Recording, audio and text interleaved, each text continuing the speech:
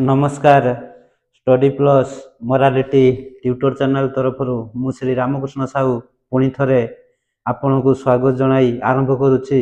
आज आउ एक प्रकृत कहानी, सत कहानी, बहुत सुंदर कहानी, किसी नुआ कथा शिखिबार कहानी। काली आंभे माने शिखिथिले धैर्य मनीष भितर रहिबा द्वारा आमे केउ सबु सुविधा पाई थाउ, जो सब असुविधार सम्मुखीन हो किपरि समाधान करिबारु से विषय शिखिथिले। आज हेउची आउ गोटिए गुण, बहुत सुंदर गुण।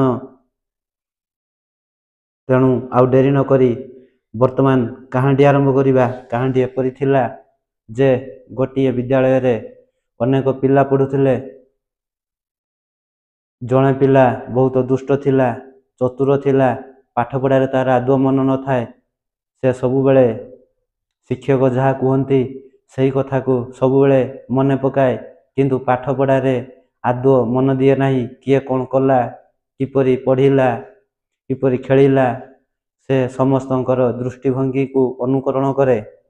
दिने तांकर शिक्षक गोटिए चिठीटीए लिखिले एवं से पिलाटी को कहले, ये चिठीटा नहीं जा तो माँ को देबू। तापरे पिलाटी सेतबेले किसी पढ़ा जानी न थाए, चिठीटी को नहीं तार माँ को देला एवं तार माँ देखी मन दुख प्रकाश कला। तापरे पिलाटी पचारिला, माँ आम सार चिठी रे कौन लिखिचंती? माँ जनक कहले, तम सार लिखिचंती तू होचु सबठारु भल पिला, तोर भल पाठ हेउची, तू जदि अधिक चेष्टा करिबु निश्चय भविष्यत रे जणे सम्माननीय, आदरणीय एवं गुणवान विशिष्ट व्यक्ति होई परिबु। एथिरे तिले मात्र संदेह नहीं। तेणु तू सेई दिगरे लागि पड़। यह शुणी पिलाटी बहुत खुशी हो गला एवं मन खुशी रे तापर दिन विद्यालय को गला। एमिति तार पाठ पढ़ा शेष होला। किछि वर्ष अतिबाहित हो गला। भविष्यत रे से हेउचंती एक बड़ वैज्ञानिक हेले। से आउ केही नुहंती, से हेउचंती जर्मनी रो विशिष्ट वैज्ञानिक, नोबेल पुरस्कार प्राप्त आल्बर्ट आइंस्टाइन। एवं से आल्बर्ट आइंस्टाइन जतबेले दिने घर को आसी थांती एवं तांकर मने पड़ी गला जे मु पिलाटी बेले आम गुरुजी गोटिए चिठी लिखिथिले। से चिठीटी को मु देखे, काले काले जदि आम घर पाखरे से चिठीटी थिबो, मो माँ जदि ताकू सुरक्षित भाव में रखिथिबे। एवं से आलमीरा गुड़ी को बहुत कष्ट रे खोजाखोजी कला परे से पुराना चिठी को पाइला। चिठीटी को पढ़ी आल्बर्ट आइंस्टाइन बहुत मन दुख कले एवं से लेखा थिला जे हेउची तुमर पिला सबुठारु दुष्ट पिला, पाठ पढ़ारे तार आदौ मन नाही। जदि से एमिति बारंबार स्कूल रे डिस्टर्बांस करिवो, मारपिट करिवो, गंडगोल करिवो, पाठ पढ़ारे मन न देबो, ताहले तांकु विद्यालय रु बहिष्कार कर दिया जिवो। जेहेतु से पाठ पढ़ारे तार मन नाही। तापरे आल्बर्ट आइंस्टाइन चिठीटी रखिदेले। किंतु सेतेबेले तांकर मांकर से गोटिए कथा मने पड़िला जे आम सार तो लिखिथिले अलगा, किंतु मो माँ कहिले मते आउ गोटिए अलगा। तांकर सेही प्रेरणा आज मते एठी पहुंची देइछि। जदि से भली मते कहि न थांते हुए तो मु अलगा रास्ता रे जाई थांती एवं आज यही नोबेल पुरस्कार प्राप्त आल्बर्ट आइंस्टाइन होई आउ न थांती। एहा परे आल्बर्ट आइंस्टाइन को दिन गोटिए इंटरव्यू रे प्रश्न पचरा गला जे आपण तो दुनियार सबुठारु सर्वश्रेष्ठ वैज्ञानिक, आपण भौतिक विज्ञान रे नोबेल पुरस्कार पाइचंती, महाकाश गवेषणा विषय रे मध्य अनेक तथ्य देइचंती।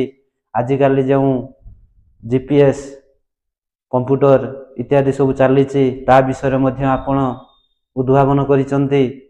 आपण एते बड़ वैज्ञानिक, एते बड़ भल मनीष किपरि होई पारिले, आपण आपणकर वक्तव्य रखिबे। तापर आल्बर्ट आइंस्टाइन कहिले, मु केवल गोटिए धाड़ी रे उत्तर देबी। आपण जते सब प्रश्न पचारिले मु केवल गोटिए धाड़ी रे उत्तर देबी। ता हेउची जिज्ञासु मनोभाव। जदि आम भितरे जिज्ञासु मनोभाव रहिबो, ताहेले आमे निश्चय ଆମର ଲକ୍ଷ୍ୟ ସ୍ଥଳରେ ପହଞ୍ଚି ପାରିବା, ସଫଳତାର ଶୀର୍ଷ ସ୍ତରରେ ପହଞ୍ଚି ପାରିବା, ସବୁଠାରୁ ଗୁଣବାନ ବ୍ୟକ୍ତି ହୋଇ ସମାଜରେ ପରିଗଣିତ ହେବା, ସବୁଠାରୁ ସଫଳ ବ୍ୟକ୍ତି ଭାବରେ ସମାଜରେ ପରିଗଣିତ ହେବା, ଏଥିରେ ତିଳେ ମାତ୍ର ସନ୍ଦେହ ନାହିଁ। ତେଣୁ କାଲି ମୁଁ କହିଥିଲି ମୋର କାହାଣୀ ଥିଲା ଧୈର୍ଯ୍ୟ ବିଷୟରେ, ଆଜି ହେଉଛି ଆଲବର୍ଟ ଆଇନଷ୍ଟାଇନଙ୍କର ସେଇ ଗୋଟିଏ ଗୁଣ, ଜିଜ୍ଞାସୁ ମନୋବୃତ୍ତି।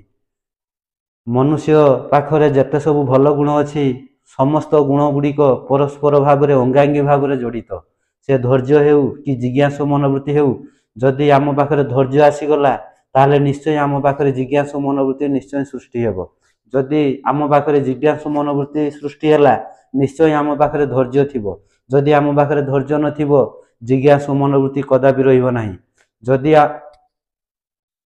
ଯଦି ଆମ ପାଖରେ ଜିଜ୍ଞାସୁ ମନୋବୃତ୍ତି ନଥିବ, ତାହେଲେ ଆମ ପାଖରେ ଧୈର୍ଯ୍ୟ କଦାପି ରହିବ ନାହିଁ।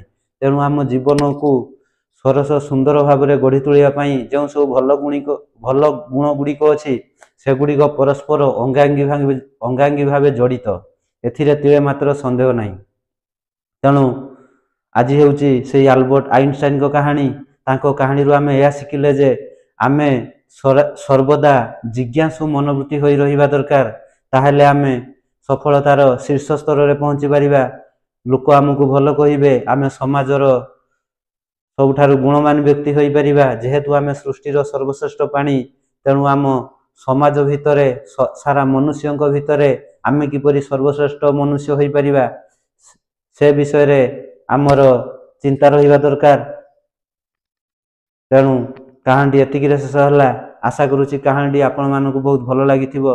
ଯଦି ଭଲ ଲାଗିଥାଏ ଲାଇକ୍ କରିବେ, ସେୟାର କରିବେ, କମେଣ୍ଟ କରିବେ। ଯଦି କାହାଣୀରେ କିଛି ଭୁଲ ତ୍ରୁଟି ଥାଏ ତାହେଲେ ନିଶ୍ଚୟ କ୍ଷମା କରିବେ ଏବଂ ଠିକ୍ଟିକୁ କମେଣ୍ଟ ମାଧ୍ୟମରେ ଦର୍ଶାଇବେ। ଆଶା କରୁଛି କାହାଣୀଟି ଆପଣମାନଙ୍କୁ ଭଲ ଲାଗିଥିବ।